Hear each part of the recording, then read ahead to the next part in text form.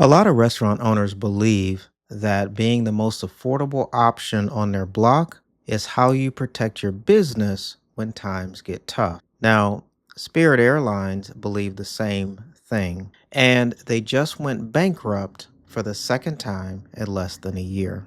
Being the cheapest option in your market is not a business strategy, it's a liability. See, Spirit Airlines built their entire company on that idea, and now they're liquidating.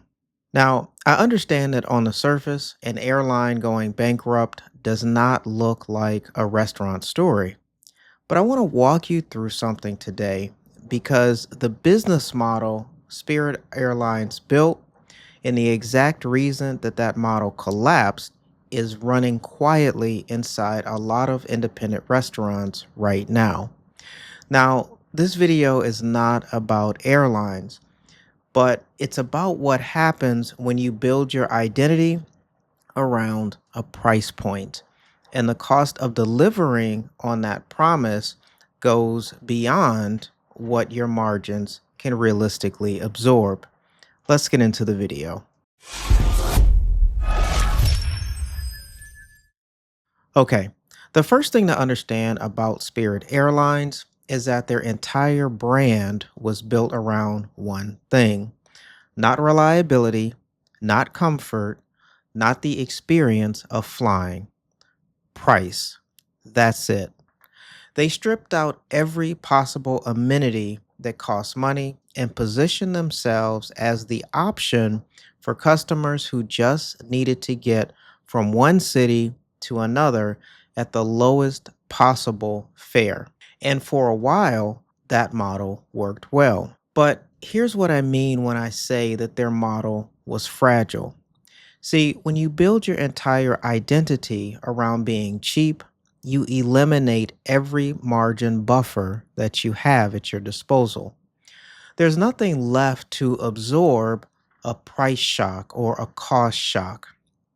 And the problem with that is that the airline business is historically vulnerable to one specific price shock above all others, and that is jet fuel.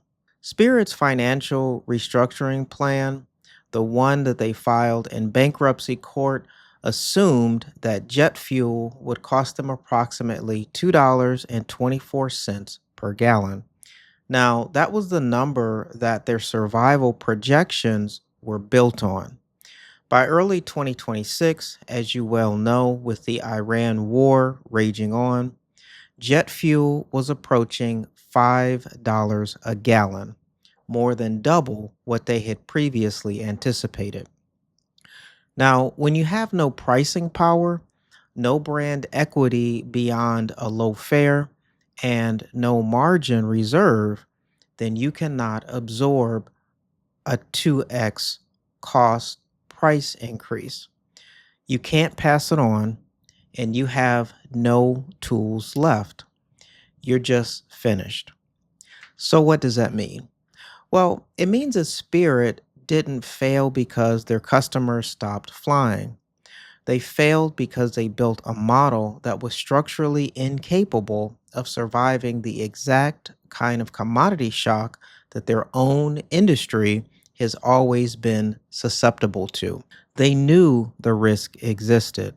They chose the model anyway, but they had no plan when it actually arrived. Now, I know that some of you are already thinking, Donovan, I'm running a 40-seat dining room, not a commercial airline. The comparison doesn't hold true. And I totally understand that instinct. But I want you to stay with me here because the logic, the actual business logic that killed Spirit, is playing out exactly the same way inside of restaurants all across the country. And I want to show you exactly how. Okay, so the second thing to really understand is that independent restaurant owners have been running their own version of Spirit Airlines model for the last several years. See, most of them just don't see it yet. Here's the reality: beef prices in the United States are up more than 50% since 2020. And the USDA projected an additional 6.6% increase in beef prices in 2025 alone. Eggs, cooking oil, chicken, pork, the agricultural inputs that make up your entire cost of goods have moved significantly and structurally. They're not returning to where they were 5, 10, 20 years ago. And here's what I mean. A large number of independent restaurant owners have responded to this by doing what they felt was the responsible thing. See, they held their prices steady. They did not want to be seen as that restaurant that got expensive overnight. They didn't want to lose their regulars. So they absorbed the price increases quietly. They reduced portions. They switched to lower cost suppliers or maybe even lower cost ingredients. They found every place that they could possibly cut costs without the customer noticing. But the problem is that that strategy has a ceiling, and a lot of restaurants have already hit it. See, when your food cost is running at 36, 38, or maybe even 40%, when your labor costs are holding steady against flat revenue, you're running the Spirit Airlines model. You have put yourself in a position where the next cost increase or the next supplier price change, the next tariff on imported agricultural goods leaves you with nothing left to absorb that price shock with. The restaurants that are closing today are not, at least in most cases, closing because their neighborhood changed or because their food got suddenly worse. They're closing because they made a decision years ago to compete on price rather than communicating value. And that never changed course over the years. So let's talk about what the alternative to this pattern actually looks like. And I want to be precise here because this is not simply about raising your prices.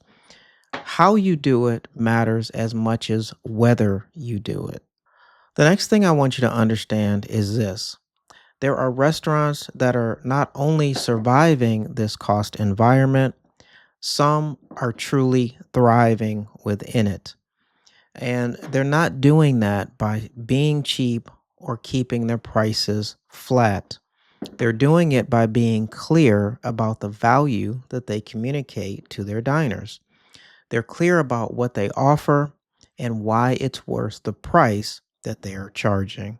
Number one, you want to frame price increase as a quality commitment. Now, most operators who raise prices do nothing to communicate it. They update the menu and hope customers don't react too upset to that. The operators who handle it well, they say something about it. A brief note to regular diners, a sentence on the menu, something that frames this price change as a reflection of their commitment to the same quality experience that their customers have always come in for. That's not spin, that's not hype, that's transparency, and it works wonders for keeping your diners happy. Number two, I want you to identify exactly where you're being underpriced. Most restaurants today, they have two or three items that are dramatically underpriced relative to what they cost to produce.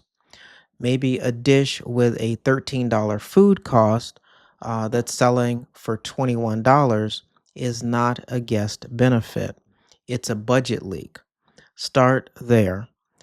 Bring your highest cost, lowest margin items into alignment first before you touch anything else. There, you will see your cost percentage move without disrupting the items that your regulars care the most about. Number three, and this is the most important point in this entire video, you need to separate your identity from your price point. Spirit Airlines had no identity beyond cheap. That was not a brand, that was a vulnerability. And when that vulnerability was exposed, they had absolutely nothing else to fall back on. Your restaurant cannot be in that position. Your identity needs to be your food, your environment, your hospitality, the specific reason that people choose your dining room over every other option that they have to eat. If your customers are coming in primarily because you're the most affordable option on the block, then that's not true loyalty. That's convenience. And convenience disappears the moment a cheaper option opens up down the street. If your customers are coming in because you have built something that they genuinely value, something that feels worth their time and money, that is a defensible position. That's something that can survive a price shock. So let me give you three things that you can act on this week. The first thing to do is to run your actual food cost percentage right now. Not an estimate, not a guess, the real number. If it's sitting above 32%, you have a pricing problem, not a cooking problem. Identify the three highest food cost to price items on your current menu and develop a plan to address them specifically. The second thing to do is write out your price narrative before you make any changes to the menu. Two sentences, keep it simple, keep it honest, keep it confident. Decide exactly how you are going to explain the change to your most loyal guests before the updated menu is ever printed. Do not skip this step. The third thing to do is to really sit down and ask yourself one question. If I removed the prices from my menu entirely, would my restaurant still have a clear identity? Would my guests still know what we stand for? If the answer is anything other than yes, that's where the real work is. Not in finding additional ways to stay cheap. It's really about building something that customers choose because of what it is, not because of what it costs. Spirit Airlines spent 20 years telling the world that they were the affordable choice. And when the cost of delivering on that promise became impossible to sustain, they had nothing left to stand on. Your restaurant does not have to make that same mistake. In the post pandemic economy, it's important to remember two things. Number one, just having good food is not good enough anymore. And number two, if nobody walks in the front door of your restaurant, then nothing else matters. I'm Donovan Garrett.